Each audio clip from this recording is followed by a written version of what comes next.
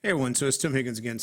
I recently did a video on how to set up your Sandbox with TDM, and we used a little Azure instance. And I thought before I would delete this, I would show you another feature, maybe quickly, on how to attach the example databases that come with your download. Now we talked about downloading these databases. We had to use it to install Gtrip.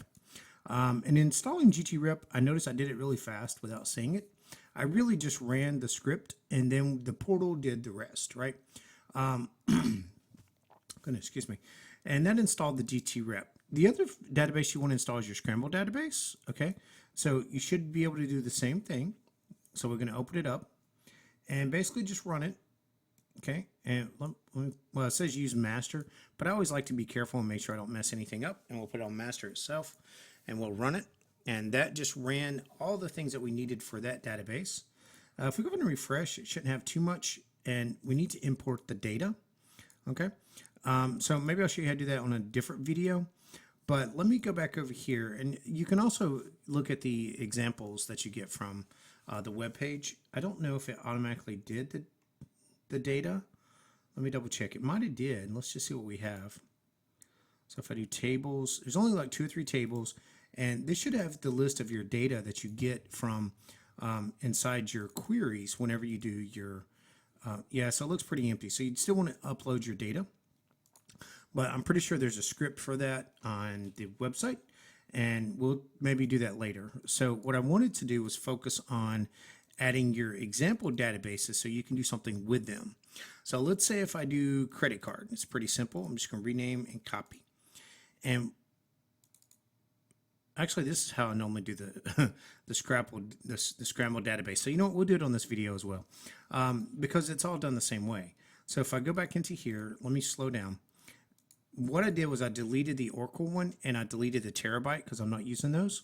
Okay, this was how we set up the beginning part of this. Now, if you look, most importantly, you want to see the file types. Okay, notice that's a SQL. If I go into this travel, that's a SQL as well. So if you open it up, you kind of look at it. It's going to create the database for you, but it's probably going to be an empty database.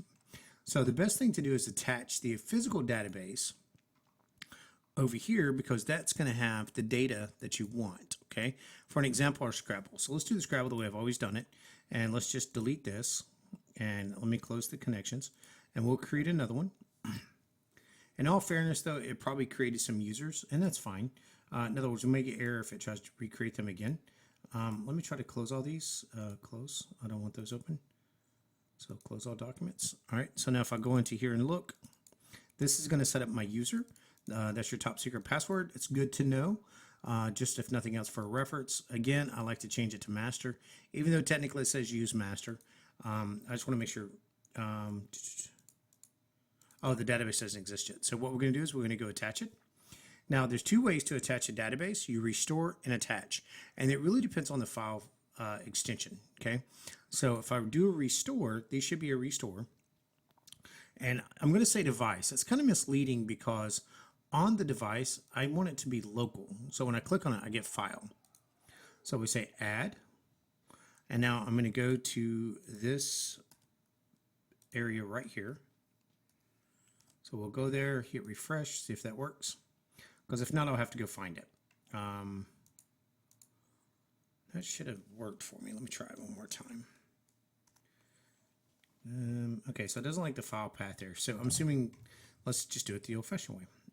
What I like to do is copy these to my temp because I don't have to deal with where it's at and all that good stuff, right? It's just easy to find. They make it pretty complicated to find things sometimes, and not just, this isn't Broadcom, this is Windows, right? So we'll go here, and let me go to do the restore. Now I can go find my temp directory, because in order to find the desktop, I have to find my users, my default users, and then drag in until I find their desktop. And see what I mean? It's really cumbersome. So what we're going to do, we're just going to go to our temp, which is here, and I put everything in my databases. And the first one we're going to upload is our Scramble. And notice that's a BAK for backup. Technically, these are backups. A restore, I think, is an MDB file. So yeah, I think that sounds right. And I don't remember what MDB stands for. It's been a long time. but it's just an MDB file, which is pretty wacky, but that's okay. It is what it is. I don't think I can do 2 of these at once, but let's see if we can. Let's add another one. So again, we've got to go to our temp, because it'd be nice to do it and credit card at the same time. Now I've got 2 here. I don't know if it'll let me do 3. It's worth a try, right? So we hit OK. No, it picks the last one. That really stinks. All right, so let's go back and at least let's go ahead and remove these. Let's just do it correctly so we don't screw anything up. Even though it's odd, it shows up there, but it doesn't do it here. But that's okay. Some Microsoft guru SQL person will probably tell me. My background's programming, so I just do what works for me. So I'm going to hit OK. And when I say programming, I love data, not infrastructure, right? So, okay, so that's cool. Now if we go over here and look, we have a Scrabble, and I open it. We have our tables, and if I go over here and run this again, this time it should work. Well, we still got an error. Oh, it already exists. That's funny. That's okay. Don't really care. I'm using SA anyway, but now if I go look, why can't we access this? Let's refresh. Tables. That's probably because I need to refresh. Select, and I still can't do it. The connection is broken. Let's, interesting. Oh, the login failed for SA. Okay, so let's close this. For some reason, my SA password didn't work. If you remember from the other video, it's just this. So we're going to grab this. Let's try our SSMS. And we might have broke our user by running that script. But normally what happens is pay attention to the script because I'm moving too fast. In the script, there's 2 things, right? There's create users, create groups. Let's see if this works. That should work. And let's go look at our security. Did we break anything odd?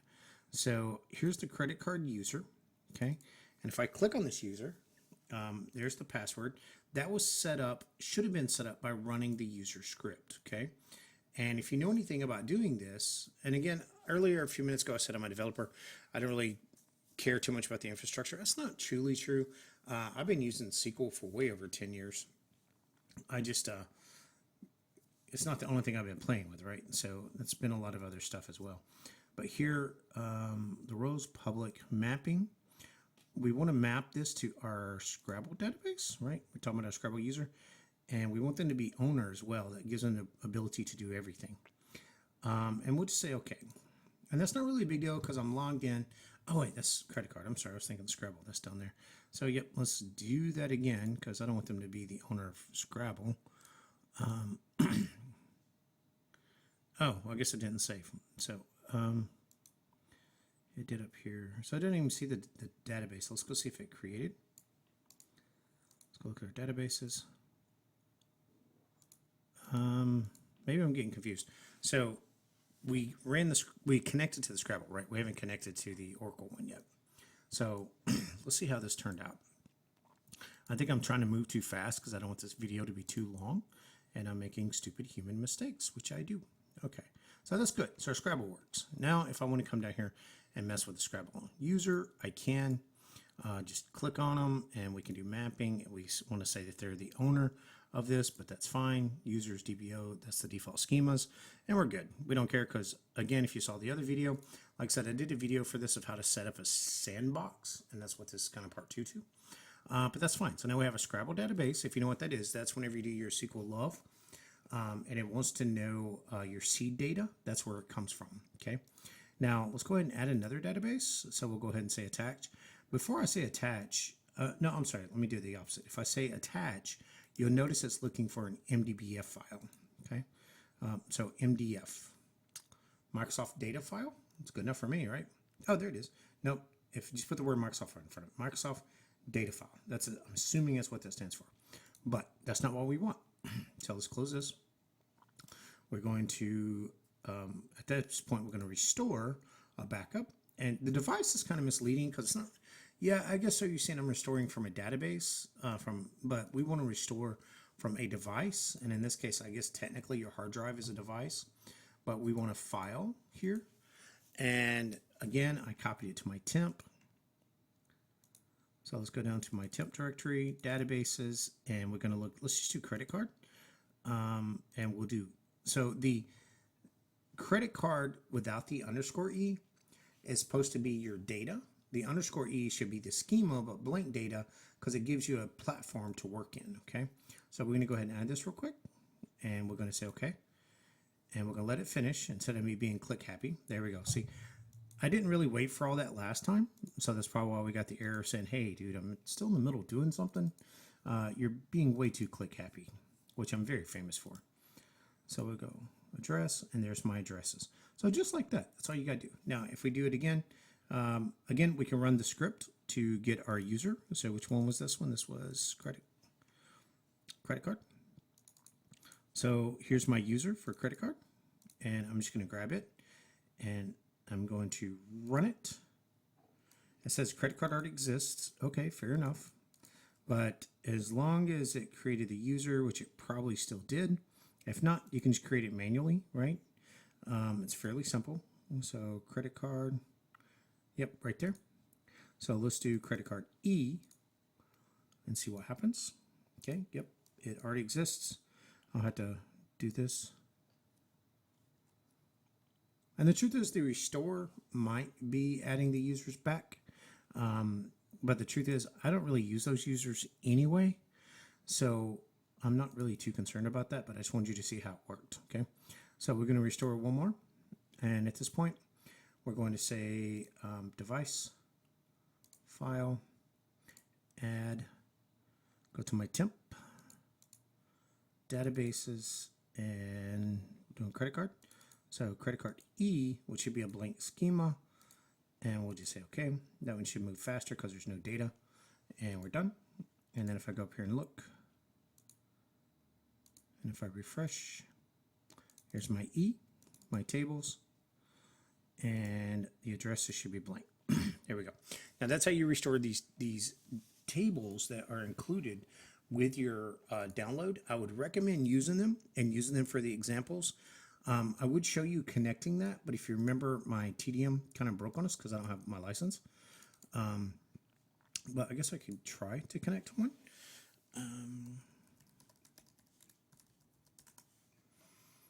So let's go ahead and who's this one?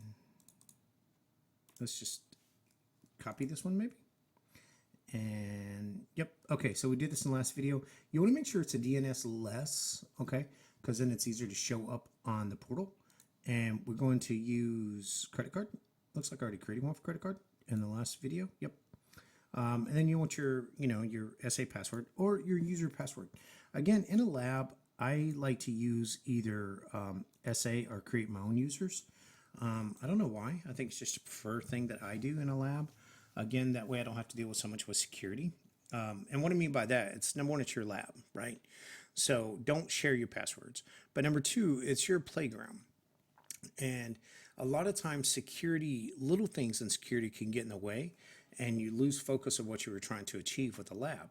For an example, if I create a user called Tim who only has access to credit card, but yeah, I try to log in as Tim to credit card. I mean, let's say he only has access to credit card underscore E, but then I log in and he tries to access credit card. Well, then I may not have the permissions I need, right? So there's a lot of things going on there. Let's go ahead, in fact, let's just make this an underscore E, and that should be this one. And I like to name the profiles the same so I know which ones they are.